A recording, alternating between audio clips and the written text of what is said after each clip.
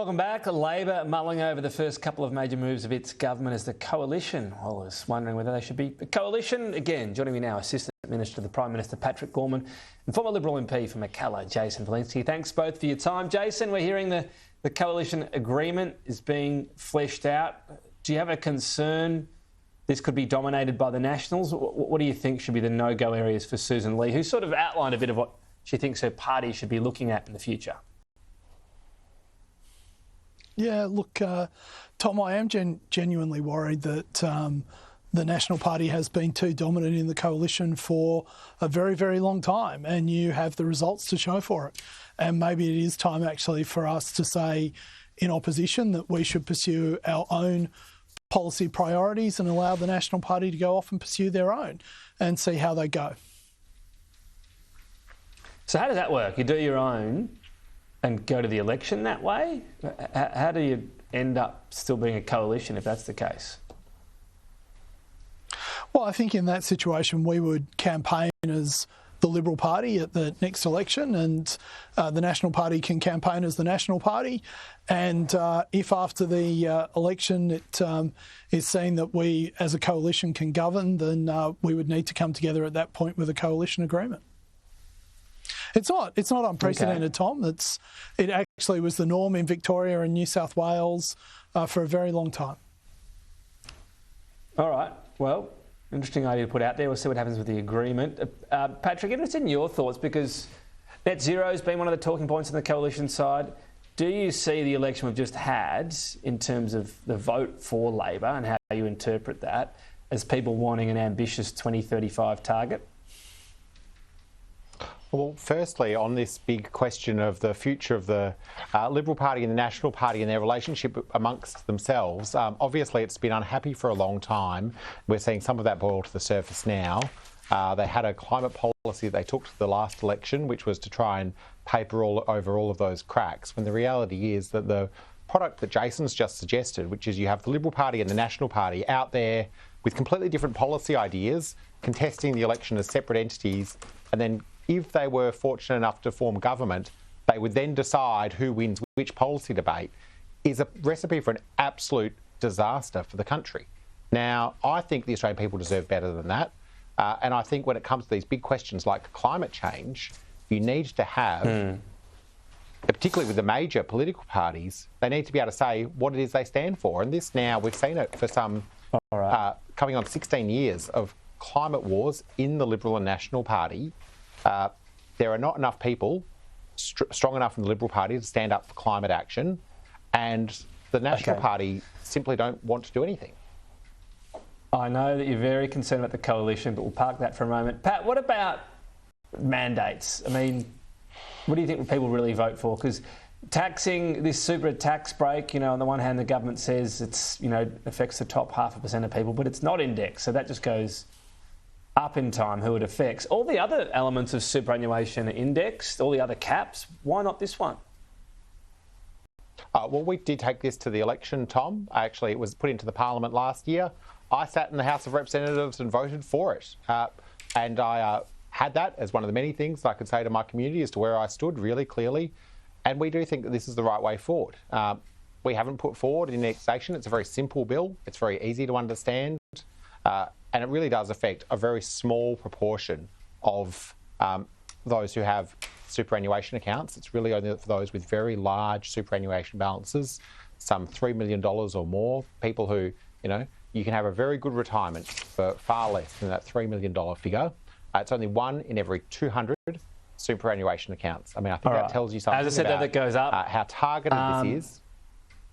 Yeah, but there's no indexation. Anyway, Jason, what do you think of this? Is this going to be a bit harder to mobilise for your good mate Tim Wilson, who, his raison d'etre was franking credits for a while? Is this going to have to be a bit of a slower burn? Well, Tom, you and Pat are right. The Labor Party took this to the election. It had the support of the Greens. It had the support of the Teals. The fact of the matter is that I think in the Senate, the Liberal Party should abstain from it. And if you want to change this policy, then you have to vote for it. What Pat just said then is absolutely wrong. This is a major breach of tax principles, both here and around the world. And the whole idea that just because you earned money and the Labor Party, the Teals and the Greens decide that you don't deserve it, that they're going to tax you for it, is just appalling. But that's what the people voted for, so that's what the people should get. Okay, so what? Are you talking about a more general approach as well, Jason? Let Labor loose, almost. Let them have control. And what, show the voters that this is what happens when Labor... Well, the fact of the matter is, Tom, they do have control. They are literally in the House of Representatives. They will be unconstrained by anyone. And in the Senate, they will only be constrained by the Greens, who will insist that they go further left. So, you know, this is what everyone in Australia voted for. So that's... And when it comes to the unrealised capital gains tax... maybe we didn't do enough of a good job explaining to people why it is so detrimental to this country. But the fact is that that's what the Australian people voted for. And I think that if mandates are to mean anything, they have to mean something here. And hopefully when we're in government, the Labor Party, which they never will actually respect that and respect our mandates. But I doubt that would happen. So abstain, in any case. And by doing that, abstaining obviously allows things to go through, be it Senate or lowered house. That's what you're saying. Abstain is not supporting it, but is respecting the mandate. Correct. And furthermore, to be honest with you, the Labor Party will probably have to do a deal with the Greens to get this through the Senate, and the Greens' policy is to lower the lower limit to $2 million. And look, Tom, we're just getting caught up on the politics and the mechanics of this. But this correct. matters. So I mean, if you're saying abstaining might be the least worst option. Okay. Well, it's the politics. This stuff matters. But having said that, Tom, we're getting caught up on the mechanics of this. Yeah. The fact of the matter is that the underlying attitude of members of the Labor Party, members of the Greens, is just because you worked hard, just because you earned that money, they don't believe you should have it. They believe someone else should have it, and they're going to use the power of government to compel you to give it to someone else.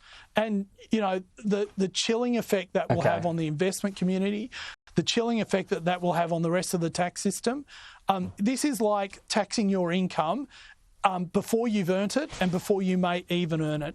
And there are so many unanswered technical questions here around if your asset goes up in year one, you have to pay tax. Obviously, Patrick, is Labor's way of balancing the budget going to be more elements of wealthier groups, whether it be individuals, businesses, to pay more? Or is that a fair way to do it, would Labor argue? Oh, well, the measures that we put into the budget, which is really just coming on 2 months old, the measures we put into the budget that we delivered outlined our revenue and our expenditure measures. They're all there to see, including the measure that we've just been talking about.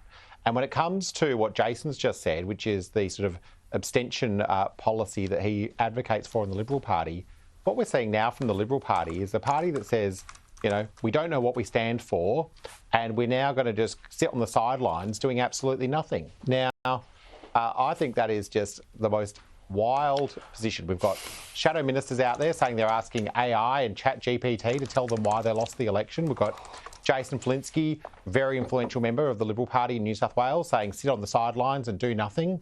The leader of the Liberal Party is out there writing an opinion piece saying that the pre-season's about to start, and I would have thought that the pre-season started a while back and they should be, you know, kind of thinking about the actual match. But it's a wild thing that's happening in the Liberal Party where they are so lost that they don't know what they stand for. I think, to be fair, Susan Tom, Lee in said they response lost to the that, grand I final guess and what they're I would say rebuilding. It's the very next clearly pre-season. is very that quickly, Jason, don't get me in trouble. 20 seconds. Yeah, so what I'm advocating for is that the Liberal Party respect the mandate that the people gave the Labor Party, even if they didn't understand what they were doing. And of course, Pat is now opposed to that because he knows what that does is it creates the principle that the Labor Party would have to respect mandates when the Liberal Party is given to it. You're not advocating we are very well aware that we stand for fairness in the tax system, something that the Labor Party never has, because they will always stand for class envy and to taking from those who have earned money to give to their